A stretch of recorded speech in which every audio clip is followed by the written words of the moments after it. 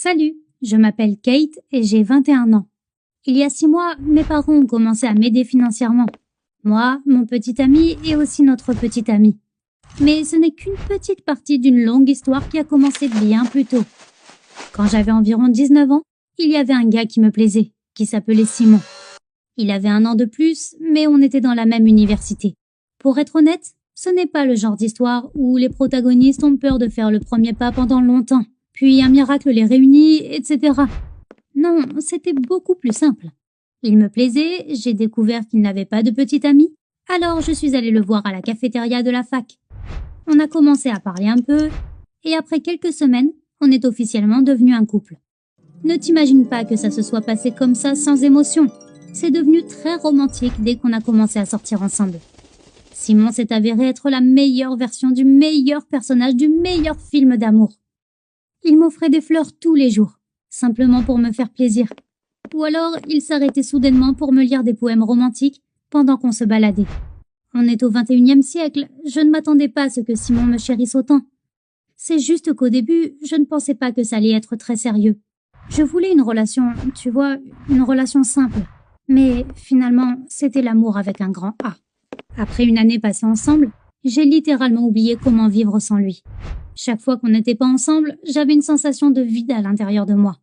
Heureusement qu'Internet est là pour nous sauver dans ces situations. Quand on n'était pas ensemble dans la vraie vie, on était ensemble virtuellement. D'ailleurs, en 1 an, on ne s'était pratiquement jamais disputé. Mais tout n'est pas resté aussi rose. Un jour, j'ai présenté Simon à l'une de mes amies. Elle s'appelait Jennifer.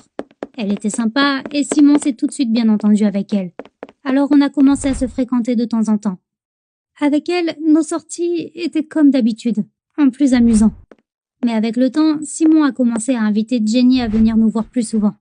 Évidemment, j'étais un peu jalouse, du genre, il n'y aurait pas un peu trop de Jenny ces derniers temps?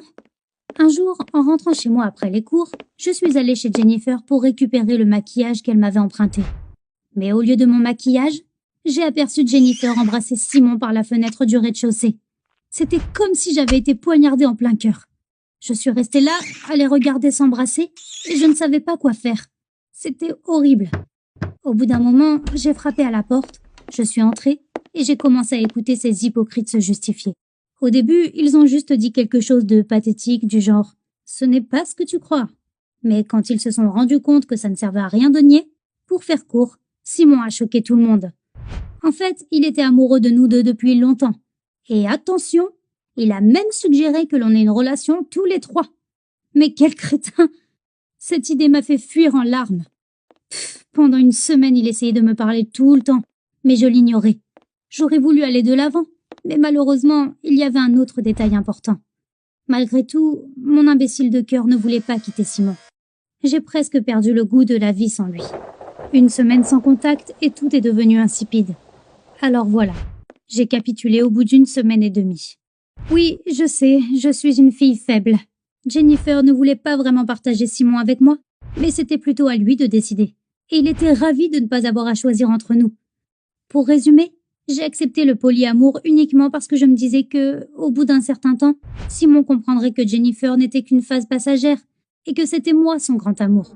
On a commencé à sortir tous les 3, mais c'était très difficile de s'y habituer. Jennifer et moi étions comme 2 chiens enragés qui se battaient constamment pour attirer l'attention de Simon. Tu ne peux même pas imaginer à quel point c'était douloureux de les voir s'embrasser. Bon, Simon, lui, faisait comme s'il n'y avait aucun problème.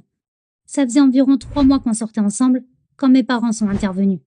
Ils n'étaient pas au courant de notre expérimentation, mais ils ont décidé que puisque Simon et moi étions ensemble depuis près d'1 an et demi, il était temps pour nous de rendre ça officiel.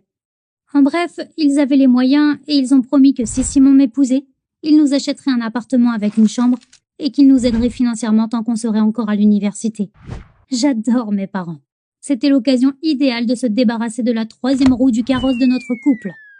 Simon était heureux d'apprendre la nouvelle pour l'appartement, mais il n'a accepté le mariage qu'à une seule condition, que Jennifer vive avec nous. Je m'y attendais totalement, donc ça ne m'a pas fait souffrir. Je me disais que si nous devenions mari et femme, Jennifer finirait par comprendre. Au début, elle était contre notre mariage, c'était prévisible. Mais avec l'appartement, qui était évidemment un avantage pour tout le monde, elle a accepté. À partir de ce moment, ma vie a été comme un rêve. Les préparatifs du mariage, c'était vraiment génial. Choisir la robe, le restaurant, faire les cartons d'invitation, et puis le visage contrarié de Jennifer.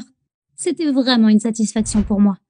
J'aurais aimé que le mariage se déroule sans elle, mais j'ai dû en faire ma demoiselle d'honneur. C'est arrivé très vite, et on a célébré le plus beau jour de ma vie, après seulement 1 mois de préparation. Et oui, on a dormi dans le tout nouvel appartement le soir de notre mariage, tous les 3. Malheureusement, pendant la préparation du mariage, je n'imaginais pas que vivre avec Jennifer serait si insupportable. Quand j'essayais de la chasser de notre relation en utilisant l'argent de mes parents, elle se transformait en vraie mégère. Chaque fois qu'elle embrassait Simon devant moi, elle le faisait aussi passionnément que possible, parce qu'elle savait que ça m'énervait. Souvent, elle laissait la vaisselle sale dans l'évier, ne rangeait rien et s'arrangeait pour que Simon pense que c'était moi. Elle manipulait nos conversations pour les transformer en une dispute à chaque fois, et forçait Simon à la défendre. Mais moi, je n'allais pas supporter ça bien longtemps. Tous les 3, on vivait grâce à l'argent de mes parents. Alors quand elle a fini par vraiment me taper sur les nerfs, j'ai arrêté de lui donner de l'argent, même si Simon était contre. Tu veux savoir ce qu'elle a fait pour se venger? Elle a parlé à mes parents de notre relation à 3, mais elle a menti en disant que j'avais épousé Simon juste pour obtenir un appartement. Ça a été la goutte d'eau qui a fait déborder le vase. Non seulement Jennifer, mais Simon et moi nous sommes retrouvés sans l'aide financière de mes parents. Mais le pire, c'est que j'avais perdu leur confiance et qu'ils ne voulaient pas écouter mes excuses. Les excuses ne marchaient plus. À ce moment, j'ai enfin décidé de mettre Jennifer à la porte de chez moi. Mais l'altruiste Simon m'a encore une fois choquée. Il m'a dit que l'appartement était notre propriété commune, comme si ce n'était pas mes parents qui l'avaient payé, mais bien nous, avec leur argent après le mariage. Tu imagines? Tu fais tout pour une personne et il prend une décision concernant l'appartement qui a été donné par tes parents en faveur d'une fille qui ne devrait pas du tout faire partie de notre relation? C'est là que j'ai réalisé à quel point j'avais eu tort de baisser les bras et d'accepter cette relation bizarre. Je te laisse imaginer qu'après tout ça, notre appartement était devenu une véritable zone de guerre.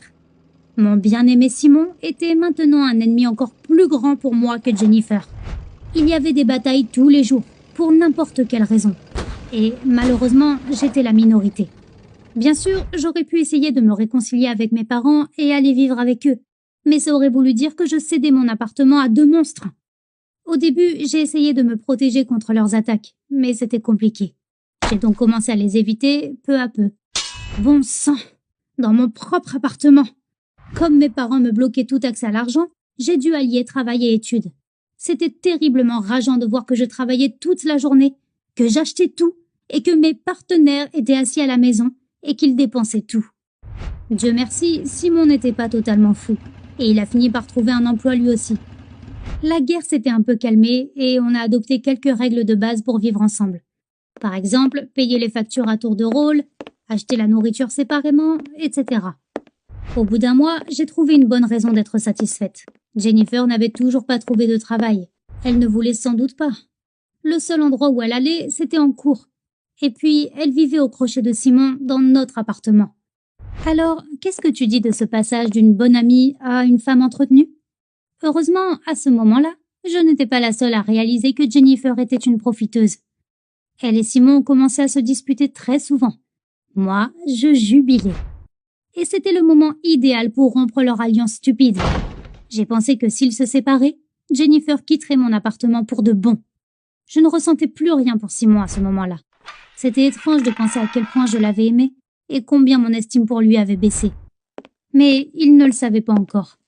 En bref, pour rompre leur relation, j'ai commencé à lui montrer des signes d'attention et à lui dire combien je regrettais que nous ayons eu une dispute aussi bête. Et puis, en plein conflit avec Jennifer, il a commencé à me montrer la même chose. On ne s'est même pas caché. Le polyamour dans toute sa splendeur. Jennifer brûlait de rage, mais qu'est-ce qu'elle pouvait faire? Maintenant, c'était moi qui embrassais passionnément Simon devant elle et qui me réjouissais de voir qu'elle souffrait. Non, je ne suis pas diabolique. Je l'ai juste traitée comme elle l'avait fait avec moi. J'essayais de provoquer des conflits exprès et je faisais en sorte que Simon me défende. Je savais qu'elle ne tiendrait pas longtemps, mais j'ai quand même convaincu Simon qu'on n'avait plus besoin de Jennifer et il l'a mise à la porte de chez moi au bout d'1 semaine. Justice était faite, mais pas entièrement. Je n'avais plus besoin de Simon non plus, alors quelques jours après le départ de Jennifer, j'ai orchestré toute une mise en scène pour lui et j'ai invité mon ami Charlie à jouer le rôle de mon petit ami. Un jour, Charlie est donc venu chez moi et j'ai dit à Simon que nous allions continuer notre relation polyamoureuse, mais avec mes conditions. Tu aurais dû voir sa tête. Moi, pour le bien de notre amour, j'avais supporté sa Jenny. Et lui, il ne pouvait même pas rester sous le même toit qu'un acteur pendant une journée. Conclusion, il ne m'aimait pas comme je l'avais aimé. Et même si je le savais depuis longtemps, je venais d'en avoir la preuve. Résultat, on a divorcé. Le polyamour, ça craint. À bon entendeur.